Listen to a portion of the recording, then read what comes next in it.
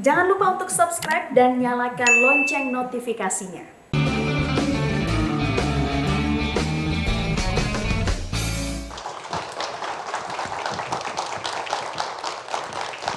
Ini adalah episode spesial Natal. Dan karena ini episode yang spesial, maka saya juga mengundang dua tamu spesial. Melalui agama mereka masing-masing, kita akan diajak untuk mengetahui apa yang terjadi di sekitar kita yang mungkin kita abaikan selama ini. Lalu siapa tamu kita yang pertama? Mari kita sambut Suster Laurentina. Suster, apa kabar? Kabar baik. Suster Lauren ya. Jadi saya mengundang Suster Lauren karena saya dengar Suster Lauren ini dijuluki Suster Kargo. Pertama tentu saya ingin tahu kenapa sampai dijuluki Suster Kargo. Awalnya memang hampir setiap minggu saya ada di kargo, di bandara. Ya. Jadi ngatur-ngatur kargo. Bukan. Oh apa dong? Jadi apa? Kenapa sampai dijuluki dan kenapa harus ada di bandara?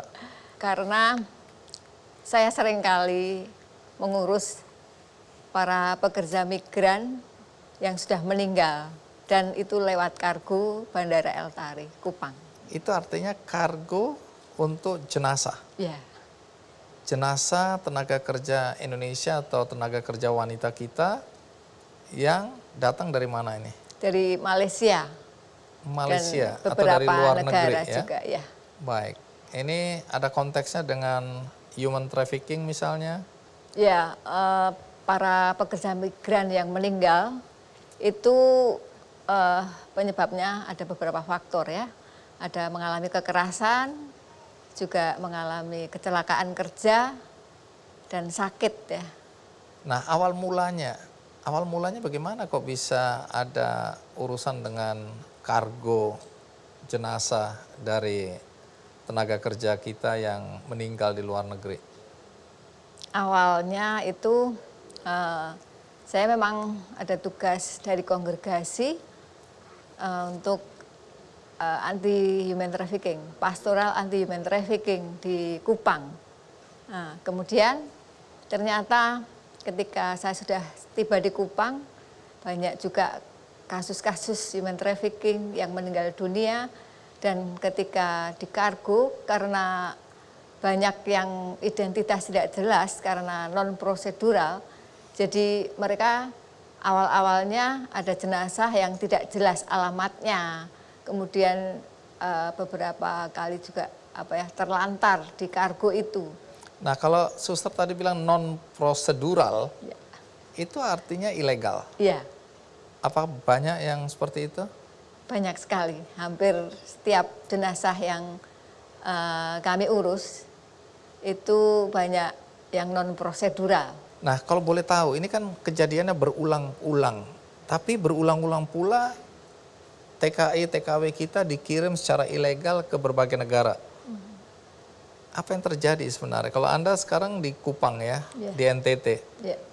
kenapa sampai ini berulang? Kenapa orang tua masih tega, kalau boleh dibilang tega, melepas anak-anak mereka untuk bekerja? Dan ini anak-anak di bawah umur rata-rata ya? Ya, ada di bawah umur, ada juga yang sudah dewasa ya, maksudnya usia produktif sebenarnya. Jadi apa yang terjadi sehingga terus saja kita mengirim TKI, TKW dengan resiko pulang tinggal sebagai jenazah? Ya, banyak faktor Bang Andi. Mereka kan butuh bekerja ya, orang-orang yang di daerah. Kemudian juga mereka mau mencari pekerjaan, tapi seringkali tidak tahu apakah itu resmi atau tidak. Jadi banyak mafia perdagangan manusia mencari calon-calon pekerja ke desa-desa. Kemudian mereka dari ketidaktahuannya itu mereka mengalami ditipu. Bujuk rayu ini. Bujuk rayu, kemudian identitas dipalsukan dan bujuk rayu bahwa kalau mau cari kerja ikut saya gitu. Kemudian di sana kerjanya enak, tidak usah bawa apa-apa. Jadi Itu ya. modusnya seperti itu ya, Iya. diiming-imingi, Diiming-iming. pasti dapat pekerjaan, Iya, kemudian Gajinya gajinya banyak. bagus, Iya. pokoknya akan kerjanya enak kayak gitu. kerjanya enak dan pasti bahagia lah kira-kira Iya. begitu ya. Itu sudah berlangsung berapa lama sepengetahuan suster? Kalau jaringan perdagangan manusia sudah lama sebetulnya. Memang di NTT itu orang tuh mempunyai jiwa merantaunya itu sangat tinggi, kemudian infrastrukturnya yang kurang, juga mereka mencari pekerjaan di tempat yang lain. Kemudian itu sudah sekitar mungkin tahun 70-an 80-an itu ada namanya migrasi kultur, jadi dari nenek moyang mereka. Sudah terbiasa merantau. Ya. Umumnya mereka kalau di luar negeri pekerjaannya apa ya? Kalau yang perempuan itu mereka di rumah tangga, ya, asisten rumah tangga begitu. Kemudian kalau yang laki-laki itu ada yang di perkebunan kelapa sawit, konstruksi bangunan, driver. Ada pernah ketika saya menemukan juga mereka menjual gorengan. Di sana? Iya. Oke, jauh-jauh merantau ke sana. Tapi saya kan juga banyak mendengar bahwa terutama untuk yang perempuan, itu sampai di sana, maaf, diperjualbelikan untuk kegiatan seks. Ya, prostitusi. Itu juga ada? Ada. Kasus-kasus yang dipekerjakan di prostitusi selama ini yang saya temui kira-kira 5 orang ya. Mungkin lebih. Iya, ini kan baru suster yang menemukannya, Ya, tapi yang teman-teman di lain. tempat lain. Ya. Tapi yang menarik juga tentang suster sendiri. Karena pilihan untuk menjadi biarawati ini kan bukan pilihan yang mudah. Saya dengar ini, tapi nanti saya akan tanyakan bahwa ketika suster memilih untuk menjadi biarawati, orang tua menolak, keberatan ya. Tapi ceritanya nanti kita nikmati dulu satu lagu dari Tarakanita Youth Choir and Orchestra.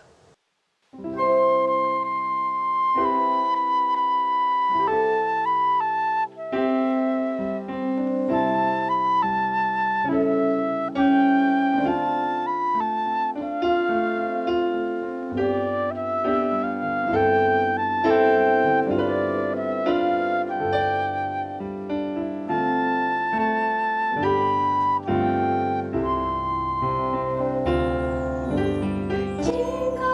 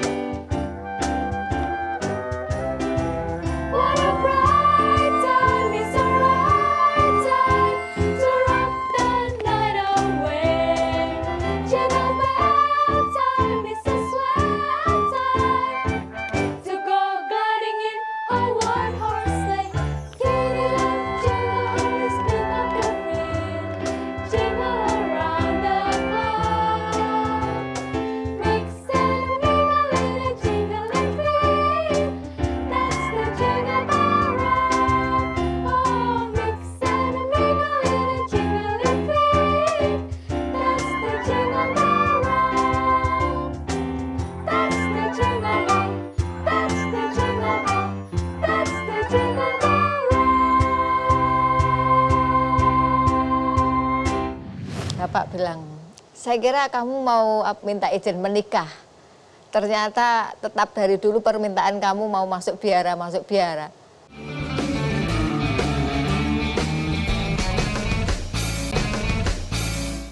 Suster Lauren, kapan persisnya Anda kemudian memilih jalan hidup sebagai biarawati? Saya dilahirkan dari orang tua yang Bhinneka Tunggal Ika. Ibu saya Muslim, bapak saya kepercayaan. Wow. Kemudian bapak tidak menghendaki anak-anaknya itu harus agama ini, harus agama itu gitu ya. Jadi bapak Dibebaskan. kebebasan. Oke. Ya. Bagaimana dengan ibu? Membebaskan juga? Membebaskan anak-anak juga. boleh memilih, Iya. walaupun tidak harus kepercayaan maupun Muslim. Wow. Asal dilaksanakan dengan baik. Baik. Nah, terus bagaimana waktu itu? Membebaskan, kemudian di rumah ada beberapa agama ya, ada Muslim, ada Katolik ya. Kemudian ada Buddha juga, tapi waktu itu kakak saya yang Buddha terus ikut istri, jadi sudah pindah lagi ke Protestan. Ini berapa bersaudara? 8 bersaudara. Oke, jadi 8 bersaudara ini agamanya berapa di? 4 agama. Ya. Ada Muslim, Ya. ada Buddha tadinya, Iya. Protestan, Katolik Kristen, dan ada Protestan. Katolik. Iya. Oke, Bhinneka Tunggal Ika dalam satu keluarga. Iya. Oke, menarik. Terus? Karena saya SD ikut di SD Katolik, kemudian saya tertarik menjadi seorang Katolik. Dan ketika saya mau dipermandikan atau dibaptis begitu, bapak saya bilang, nanti masih kecil, kamu nanti bisa pindah-pindah lagi gitu. Kemudian saya menunggu dan saya tetap belajar.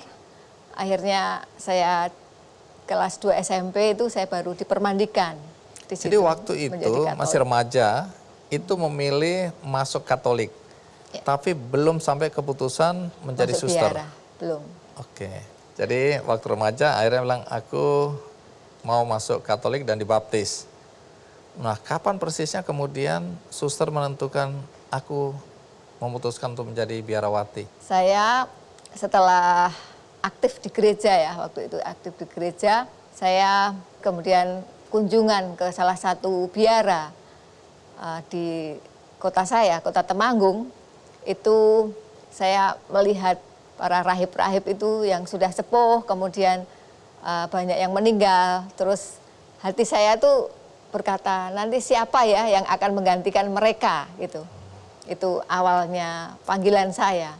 Kemudian saya ingin seperti mereka, kayak hidupnya damai, kayaknya dekat dengan Tuhan gitu ya. Ini yang menjadi awal saya ingin masuk biara, menjadi biarawati begitu. Terus disampaikan kepada orang tua. Ya, saya sudah tahu pasti nggak boleh nih. Gitu. Lalu kapan persisnya kemudian akhirnya kok bisa jadi suster sekarang?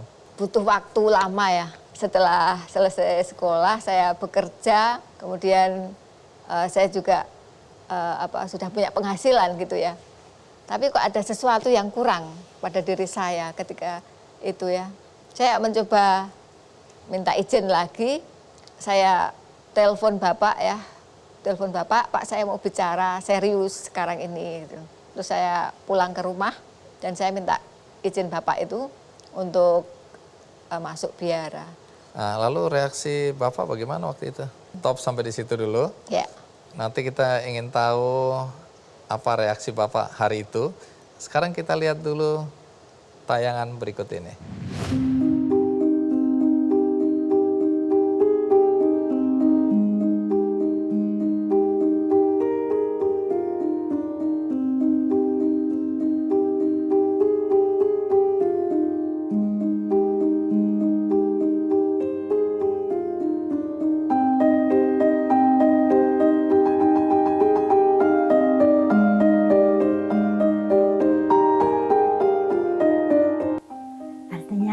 Kakak kan barang namanya orang tua ceritanya bilang bagus, akhirnya dong juga pingin untuk mau jalan.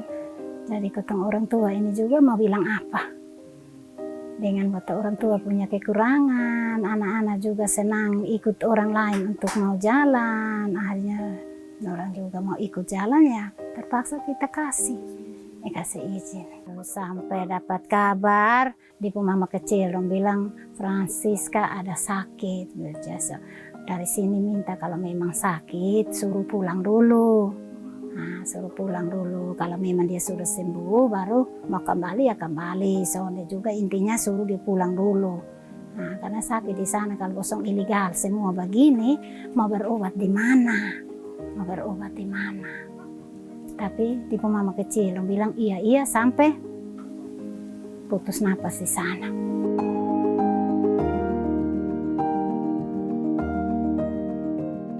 Ialah Suster Laurentina, dijuluki sebagai Suster Kargo. Di Biara Divina Providencia Kupang, Nusa Tenggara Timur, Suster Lauren hidup berkomunitas dan melakukan karya sosialnya. Sejak 4 tahun terakhir, biarawati berusia 51 tahun ini membantu pemulangan jenazah pekerja migran asal NTT, baik dari dalam atau luar negeri. Tak terhitung berapa kali ia harus mengencangkan urat dalam melakukan kegiatannya ini. Ini malaikat kami ya, karena ya mungkin orang pikir aku terlalu mengidolakan beliau, tapi kehadiran Suster Laurentina itu membuat spiritualitas kami itu terjaga dan terawat, terutama dalam jaringannya. Jadi saya mendapat teman sekerja yang memang sangat match spiritualitasnya, tapi Suster Lauren kalau disuruh pindah kami mungkin akan berkelahi mempertahankan beliau karena dia mempunyai peranan yang luar biasa dalam bagaimana melihat mulai dari hulu ke hilir. Jadi kebetulan sudah punya ambulans, jadi beliaulah yang lincah pergi ke daerah-daerah tujuan, daerah pulangnya masyarakat, dan dari beliau itu kami tahu ini masyarakatnya kayak gini loh. Dan dari situ bagaimana kami ikut penyuluhan, kami ikut memberikan masukan kepada lembaga-lembaga yang punya power untuk mensejahterakan masyarakat, terutama di daerah-daerah yang menjadi hotspot area. Suster Lauren paham sekali modus dan praktik human trafficking, dan mayoritas perempuanlah yang menjadi korban. Oleh sebab itu, ia pun seringkali memberikan sosialisasi kepada masyarakat demi memutus rantai perdagangan manusia. Harapannya, semakin banyak orang peduli akan permasalahan sosial, khususnya trafficking. Dan baginya, apa yang dilakukannya saat ini demi kemuliaan Tuhan yang lebih besar.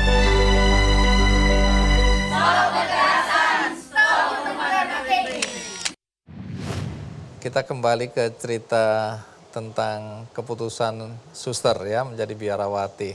Jadi pada saat itu minta ketemu Bapak, terus reaksi Bapak waktu itu?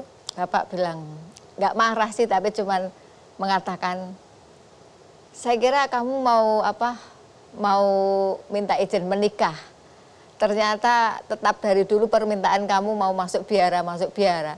Ya sudah, kalau begitu urus sendiri katanya. Oke, terus?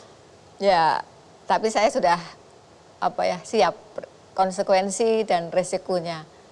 Karena keputusan yang saya ambil itu tidak main-main, dan saya membuat keputusan itu ya saya berdoa dan dalam suasana retret gitu ya. Dan akhirnya ya berangkat sudah. Jadi, tahun berapa kalau masih ingat? Saya masuk menjadi postulan itu tahun 1999. Nah, apa betul cerita bahwa keyakinan atau kepastian bahwa aku betul-betul ingin jadi biarawati, memutuskan menjadi biarawati setelah ada pertemuan dengan dua ibu-ibu atau oma-oma atau perempuan di panti jompo? Ada dua oma yang saya sayangi. Satu oma itu dari Malang, dia seorang gelandangan, tapi waktu itu dicari keluarganya tapi tidak ketemu. Kemudian yang satu oma, dia orang Cimahi juga. Saya menyayangi kedua oma itu. Saya berjanji, pokoknya kalau 2 oma ini sudah meninggal, saya akan meninggalkan panti jompo ini, gitu. Itu yang awal ketika saya istilahnya pengalaman iman bahwa yang pertama oma itu ketika saya lulus tes masuk biara, oma yang satu meninggal. Kemudian ketika saya mau berangkat beberapa bulan sebelum saya memutuskan untuk keluar dari pekerjaan, oma satunya meninggal. Kemudian saya diberi selamat sama teman-teman di asrama, teman-teman perawat dan juga teman-teman yang kerja di panti itu. Mbak Loren, selamat ya, perjalanan Mbak Loren lancar nanti masuk biara, tidak ada ganjalan lagi untuk meninggalkan panti ini gitu. Itu yang menjadi pengalaman akan Allah ya. Baik, kemudian tadi kita sudah dengar cerita ya keterlibatan Suster Lauren untuk menolong ya mengantarkan menerima jenazah-jenazah yang datang dari luar negeri bahkan. Kalau dari pengalaman ini lebih banyak jenazah perempuan TKW yang datang dan diurus oleh suster dan teman-teman atau jenazah laki-laki? Kalau dilihat dari data itu seimbang ya. Yang paling banyak meninggal karena apa? Sakit. Sakit. Ya. Apa betul bahwa sebagian dari jenazah yang dipulangkan itu dalam kondisi yang penuh dengan luka-luka, ada yang kehilangan organ tubuhnya?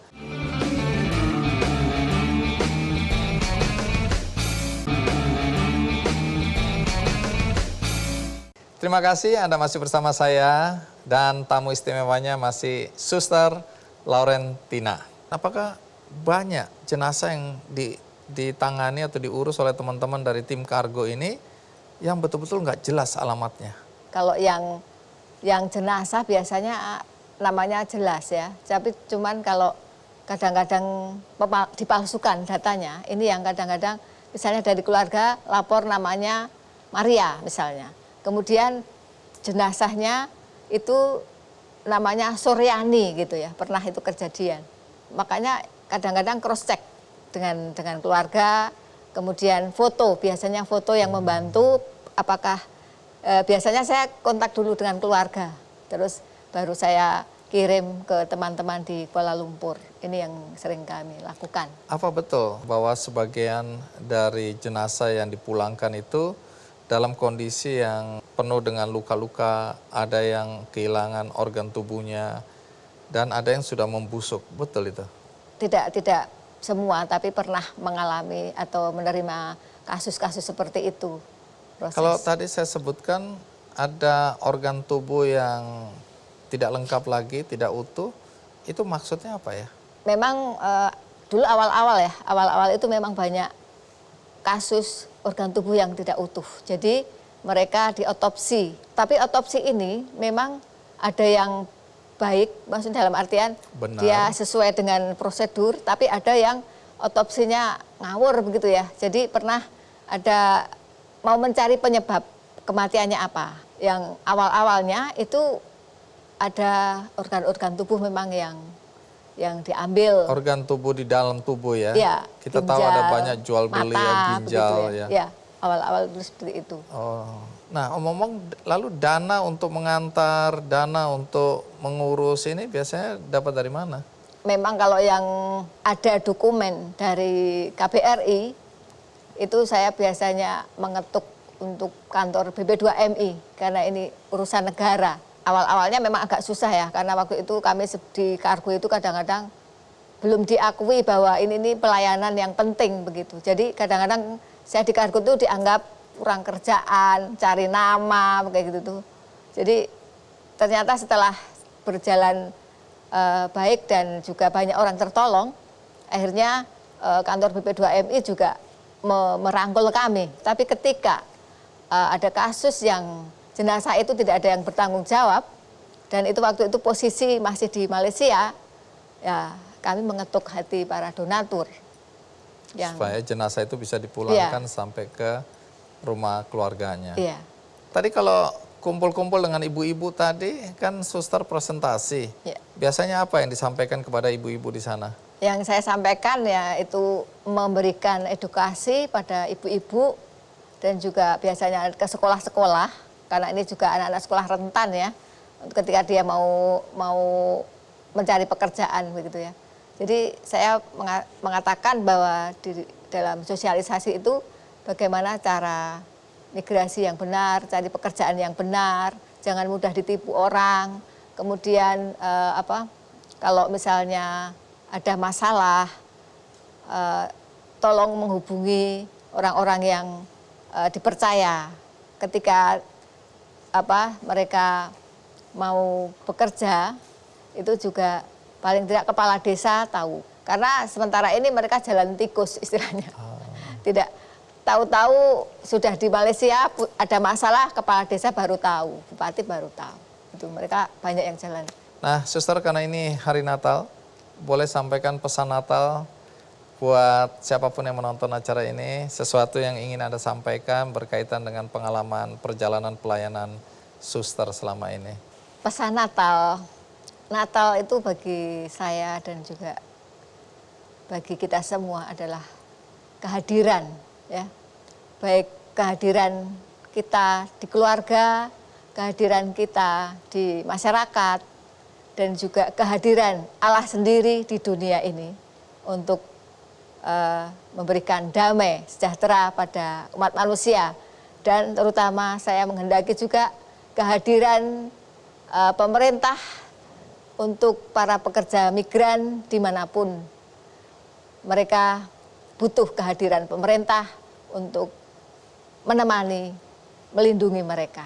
Jadi mudah-mudahan pesan ini didengar, terutama pemerintah harus memberikan rasa aman, perlindungan kepada tenaga kerja dimanapun, ya, apalagi di luar negeri. Baik, terima kasih Suster Lauren. Semoga ini juga memberikan banyak inspirasi bagi siapapun yang menonton dan membuka mata hati mereka, terutama bahwa masih ada persoalan yang Suster tadi sampaikan. Ya, Anda dulu bandar narkoba. Kenapa kecelakaan itu mengubah Anda?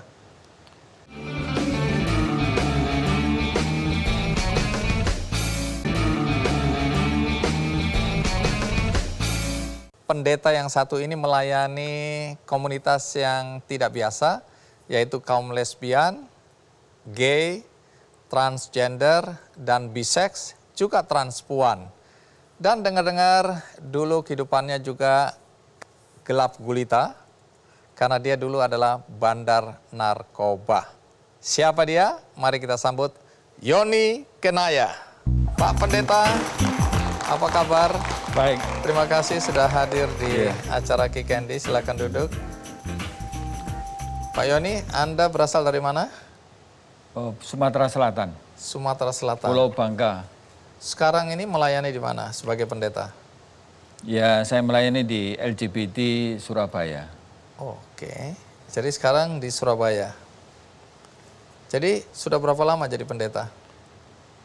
Ya, 30 tahun. Wow, jadi sudah lama sekali ya. Iya. Tapi yang tadi saya sebutkan mudah-mudahan saya nggak berdosa itu, bahwa Anda dulu bandar narkoba. Iya. Jadi Anda jualan narkotik. Ya, tapi saya tidak ikut campur turun dalam hal penjualannya. Jadi saya cuman hanya ada di dalam kelompok mereka semuanya itu. Sebelum kita lanjutkan, ada baiknya kita simak dulu liputan berikut ini. Ya, Tuhan, shalom. Dan saya sangat bersyukur lewat darahnya kita sudah menjadi orang yang sangat berharga. Dan saya percaya. Ya, background saya ya dulunya nakal, mabuk-mabukan, ya juga kena obat-obat. Masuknya terlalu dalam, akhirnya seperti jerat yang mengikat saya.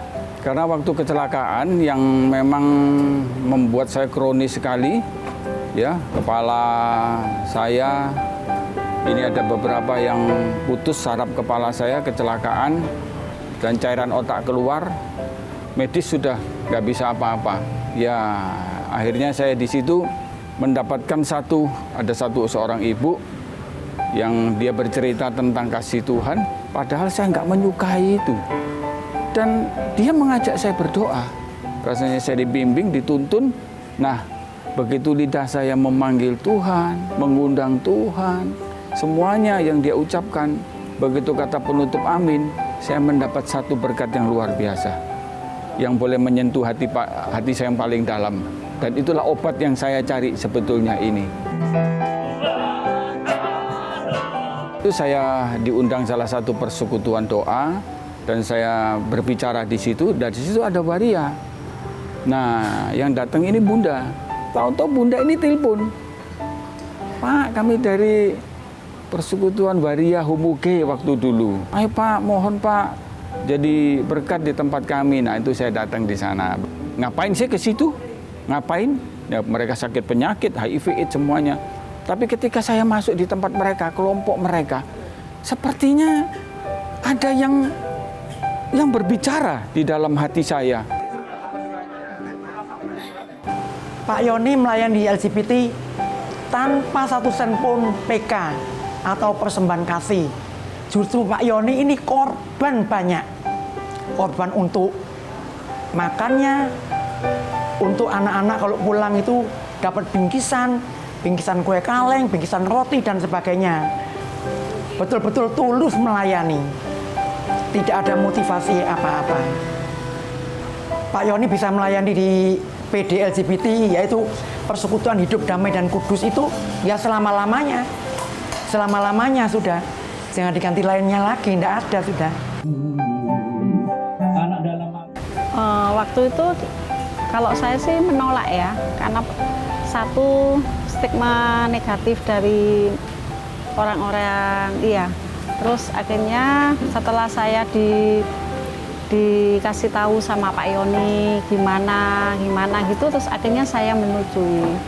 Itu kalau kita besuk ke mereka, kita lihat kehidupan mereka gimana, pekerjaan mereka gimana, itu kita iba. Terus sakit penyakit mereka juga itu kita iba. Makanya kita kasihan, makanya terus kita setujulah, karena itu baik. Kalau saya keluar, Bunda itu pernah nangis. Pak Yoni, kok rasanya bener ya Pak Yoni mau keluar ya? Saya bilang, enggak, sudah jangan takut Bunda, jangan takut.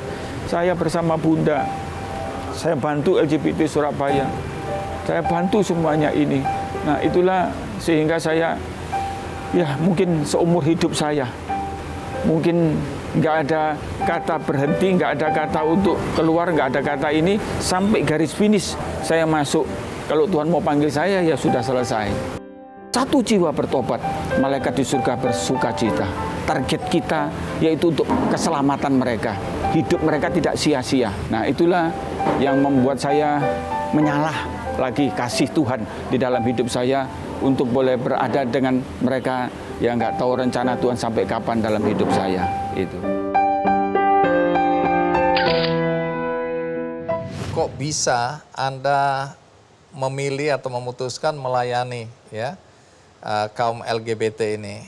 Karena bagi sebagian orang, jujur aja mungkin Anda dianggap bukan pendeta yang benar gitu loh. Kok mereka justru dilayani? Tapi saya mau kembali ke masa lalu Anda. Kenapa sampai terjerat narkoba ya? Ya, saya 7 bersaudara, saya sendiri laki, satu-satunya laki. Ya, saya baru tahu di usia 63 tahun ini, saya bukan anaknya. Jadi saya ditinggal dengan bapak ibu saya yang asli, diambil dengan ibu bapak yang ini. Dia merawat saya, membesarkan saya. Tapi sudah ada tanda-tanda alami, perlakuan, iya itu dibedakan. Iya dibedakan. Nah, itu. Jadi Anda nggak bahagia? Iya, saya mencari di luar, akhirnya ya lingkungan, teman, semuanya ini yang terus tambah dalam, akhirnya ya saya masuk terjerat dalam kekerasan ini. Kelompok Anda ini sangat dikenal dulu katanya, betul? Iya betul. Di daerah Surabaya atau di Jakarta? Di Jakarta. Oh di Jakarta? Di Jakarta, terus saya hijrah ke Surabaya. Gitu. Jadi ya keluar masuk, terus Jakarta, Surabaya, Jakarta, Surabaya. Jadi berapa lama Anda memakai narkoba dan bahkan menjual belikan? 6 tahun. 6 tahun. Iya. Jadi kehidupan seperti Iya, itu. 5-6 tahun. Nah, kemudian momentum di mana Anda tadi ada cerita sedikit itu. Katanya gara-gara kecelakaan, kemudian Anda menerima Yesus atau Anda mulai menekuni agama. Kenapa kecelakaan itu mengubah Anda? Iya, karena sudah nggak ada medis, sudah angkat tangan waktu itu. Beberapa saraf di kepala saya ini putus. Penciuman saya sampai detik ini saya nggak bau. Kalau secara dokter sepertinya saya nggak normal. Jadi Rasanya dokter udah pasrah? Udah pasrah, ya sepertinya saya kelinci percobaan lah. Nah, jadi udah obat semuanya tidak ada berhasil. Dan ada satu ibu tadi yang saya saksikan, dia yang bercerita tentang kasih Tuhan, dia bercerita tentang Tuhan. Saya waktu itu sangat tidak suka.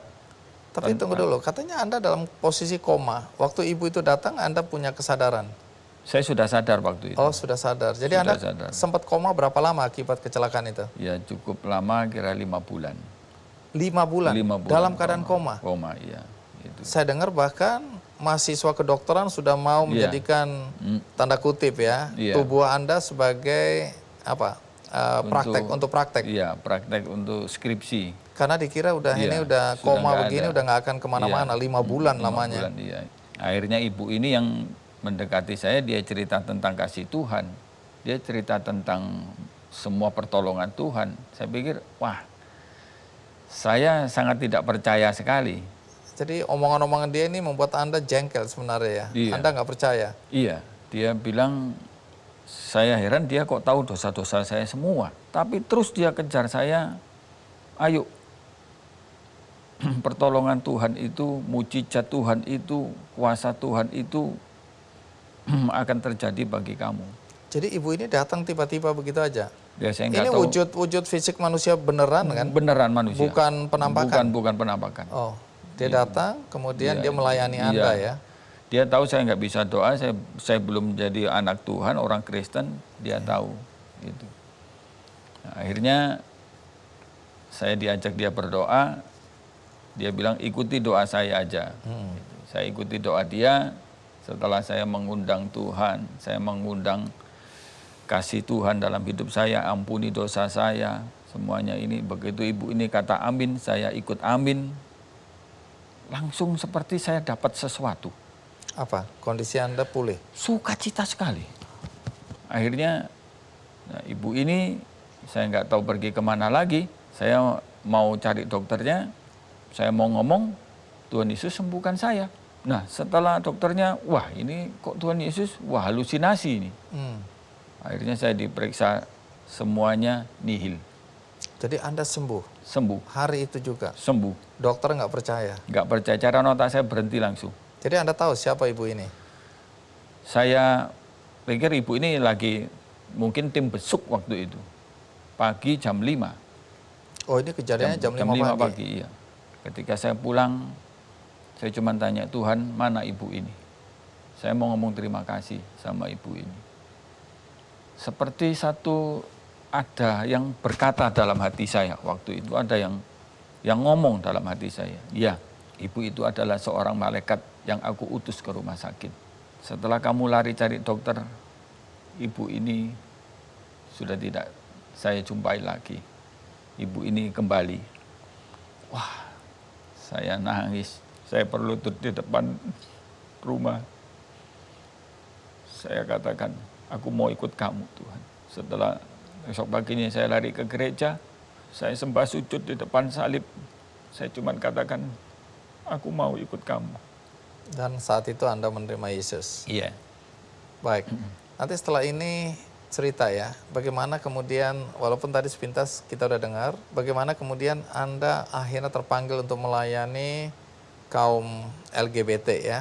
Iya. Nanti Anda ceritakan lebih lengkap. Tapi sebelum itu kita nikmati dulu satu lagu dari teman-teman adik-adik kita Tarakanita Youth Choir and Orchestra.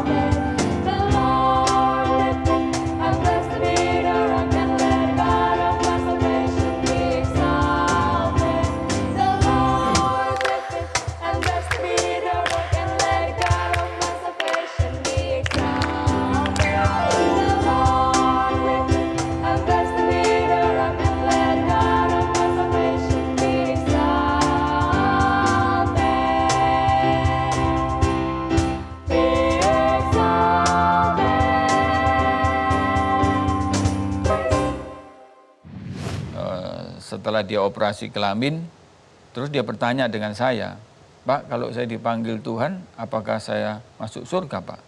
Jawaban Anda apa?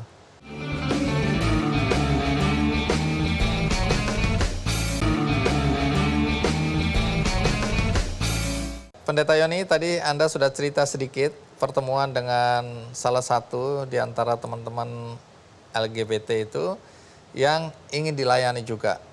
Nah, kemudian sampai hari ini Anda dikenal sebagai pendeta yang agak kontroversial, atau bukan agak, sangat kontroversial.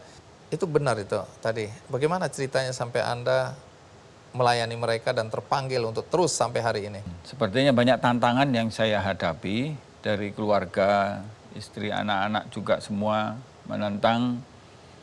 Nggak ada tempat lain.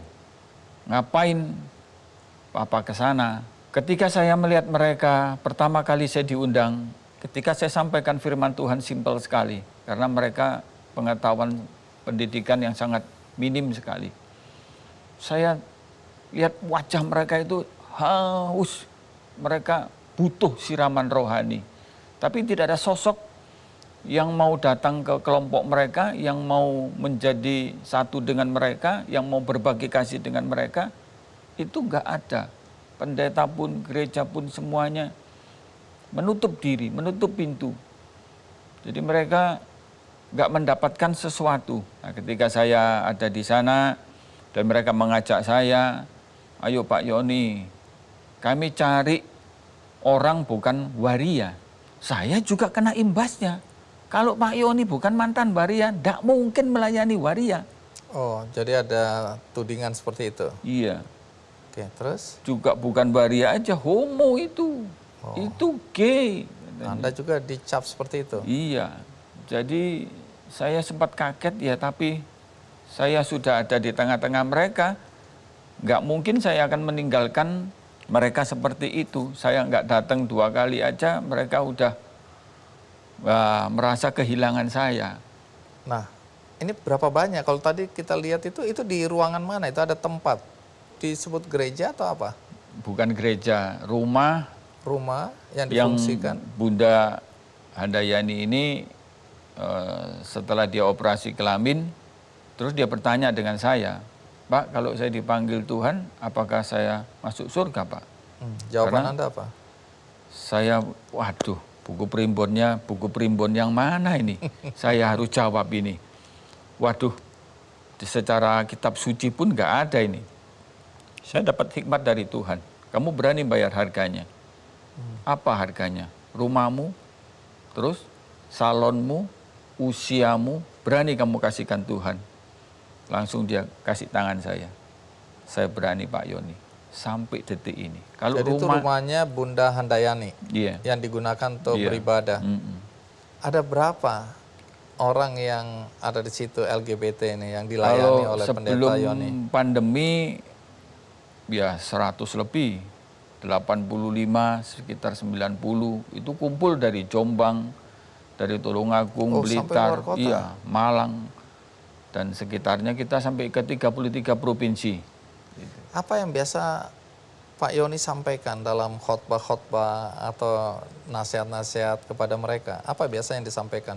Ya secara teologi mereka nggak bisa menerima. Saya simpel banget memberikan mereka semangat. Saya memberikan kasih Tuhan itu tidak pandang bulu, kamu siapapun juga. Saya juga minta buka hatimu dan biar Tuhan boleh hadir dalam hidupmu. Dan Tuhan akan mengangkat engkau kepala bukan ekor. Dan Tuhan akan menyertai engkau Immanuel terjadi dalam hidupmu. Dan saya percaya kalau orang lain diubahkan, kamu juga dapat diubahkan. Jadi saya simpel, saya sampaikan jangan lama-lama kalau bicara tentang firman dengan mereka. 15 menit itu udah terlalu lama. Jadi mereka banyak memuji Tuhan dalam persekutuan di tempat LGBT Surabaya. Jadi lebih nyanyi-nyanyi. Iya, mereka dangdut rohani. Oke. Itu dangdut rohani. Nah, apakah Pak Yoni mengarahkan mereka, maaf ya, untuk kembali normal? Ini kan soal normal dengan tidak normal itu relatif. Tapi ada nggak Pak Yoni arahkan agar, ayo kembalilah ke kalau kamu laki-laki ya kembali laki-laki, kalau kamu perempuan kembali ke perempuan. Apakah diarahkan, dipaksa ke sana atau tidak? Saya tidak berani untuk berbicara itu. Karena ini persimpangan pertemuannya di situ. Kalau kamu harus waduh, mereka langsung reject, mereka nutup. Dan mereka pergi malah ya? Pergi, tidak akan kumpul dengan kita. Jadi pelan sekali setelah mereka pegang tangan saya, Pak, aku sudah tidak jadi waria. Aku sudah tidak jadi seperti ini, tidak seperti itu, aku tidak akan itu. Aku sudah berubah, Pak. Oh, jadi ada yang berubah? Ada. Tapi HIV dan AIDS-nya ini yang memang nggak bisa kita bendung. Nah, Pak Yoni nggak takut itu? Ini kan tadi keluarga nasihatin atau menolak awalnya ya. Mereka takut pertama soal penyakit yang bisa menular, HIV atau AIDS ya misalnya. Kalau soal penyakit ini tidak ada ketakutan? Takut sebetulnya. Ketika saya sakit, sempat itu seperti alarm. Aduh, kena ini aku. Kalau saya kena, karena kalau mereka ke kamar kecil, ke toilet itu tangannya basah, kan kelamin ya, sakit kelamin.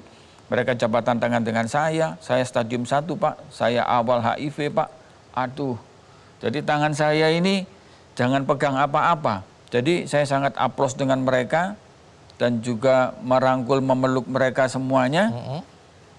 Nah, itulah yang sempat menjadi satu tantangan saya. Bagaimanapun juga suka dukanya, dan satu jiwa yang bertobat tadi itu yang menjadi satu kekuatan saya, sukacita saya. Dan ada satu hamba Tuhan yang senior memberikan kekuatan kepada saya, layani mereka. Urusan nular tidak menular bukan urusan kamu. Layani dengan kasih, selamatkan hidup mereka. Aduh, di situ menjadi kekuatan dalam iman saya untuk melayani mereka. Karena kalau saya minta bantuan ini kepada orang-orang, istrinya nggak terima, istrinya marah. Wah, dari sini saya tidak berani minta apapun juga kepada mereka.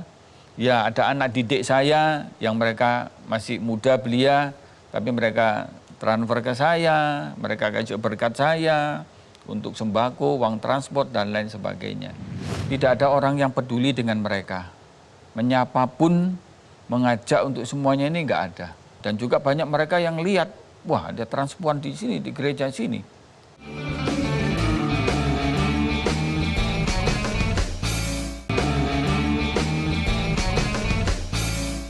Pak Yoni, tentu banyak orang, terutama kalangan gereja yang tidak mengerti kok Pak Yoni mau melayani LGBT. Ya, itu kan dianggap kaum yang berdosa, orang-orang yang berdosa, dan kemudian gereja atau orang-orang Kristen seakan-akan menutup pintu bagi mereka. Nah, Pak Yoni membuka pintu itu. Tapi dari pengalaman Pak Yoni sendiri, apa masalah yang mereka hadapi? Tantangan hidup mereka seperti apa sebagai kaum LGBT ini? Ya, karena mereka hidup sangat miskin sekali. Jadi mereka ini sudah nggak punya apa-apa, rumah mereka juga di pinggir kali, di kuburan, di lokalisasi. Tidak ada orang yang peduli dengan mereka.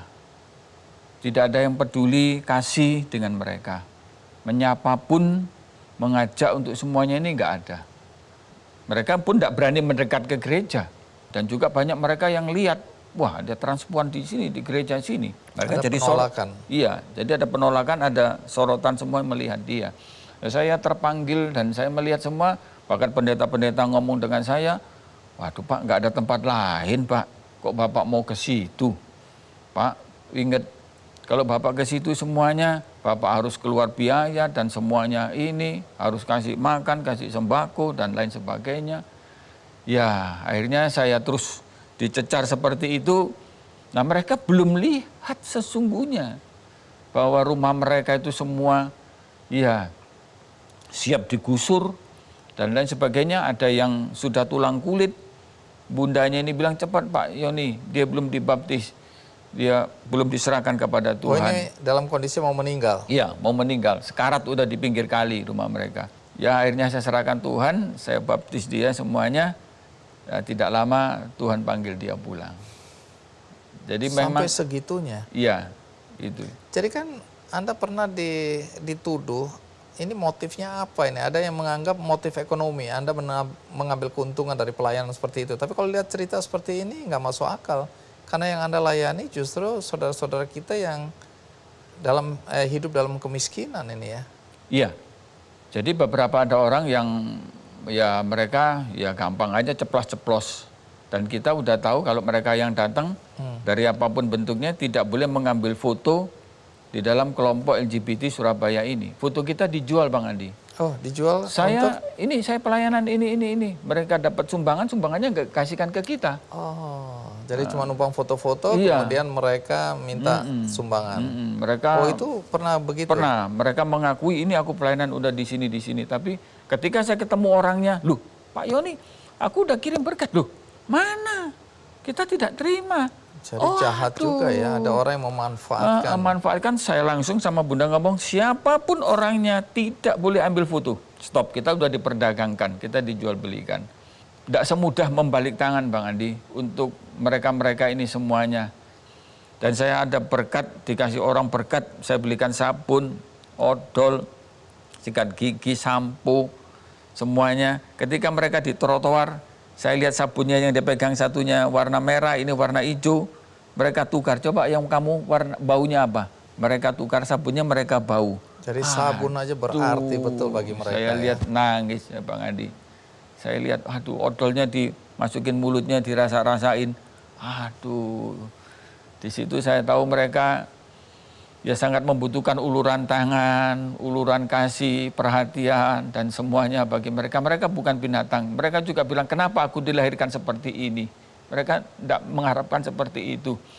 Dia bilang, kalau ada Tuhan datang, mungkin dia bilang, nomor satu yang dia sampaikan, kembalikan aku nggak mau seperti ini. Baik, Pak Yoni, ini momentum yang tepat untuk menyampaikan sesuatu berkaitan dengan Natal tahun ini. Silakan, Pendeta Yoni. Ya, Merry Christmas. Saya percaya biarlah kasih Natal, kasih yang boleh memenuhi hati kami. Sehingga kami boleh sungguh-sungguh lewat pesan Natal ini, kami boleh berbagi kasih kepada yang lainnya. Kiranya kalau kami boleh memberikan satu yang ada salah semua boleh diampuni, dan kami boleh maju. Dan kami tidak mau lihat ke belakang lagi, tapi kami percaya dengan kasih Tuhan dalam Merry Christmas ini, kami percaya bahwa Tuhan yang akan memberikan satu kemenangan bagi kita semuanya. Baik, terima kasih Pendeta Yoni. Semoga di episode Natal ini banyak pintu hati yang terbuka. Amin. Melihat bahwa memang banyak persoalan di sekitar kita yang selama ini mungkin kita abaikan. Biarlah kasih Natal yang membuat kita menyayangi sesama ya. Amin. Terima kasih sekali lagi. Ya. Terima kasih. Seperti biasa di akhir episode saya akan membagikan kebahagiaan juga untuk Anda semua. Apa yang akan saya bagikan? Tentu sebuah buku, judulnya Satu Hari Bersamamu, For One More Day. Dan ini sudah difilmkan, karya dari Mitch Albom. Nah, bagi Anda yang menginginkan buku ini, jangan khawatir, caranya mudah, ikuti aja kuis di Twitter Kick Andy Show. Juga ada undiannya di website kickandy.com.